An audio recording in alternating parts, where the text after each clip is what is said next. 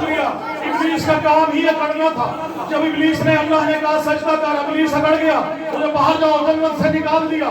جو جنت سے نکلے جو اکڑ گئے وہ ابلیس ہے۔ ابلیس کی حال کو دیکھیے گا کہ ابلیس کی طرح سے جو منکر اکڑ گیا، ابلیس کی طرح سے جو منکر اکڑ گیا، ابلیس کی طرح سے جو منکر اکڑ گیا، بغض و نجات کی وہ نجاست میں کر گیا۔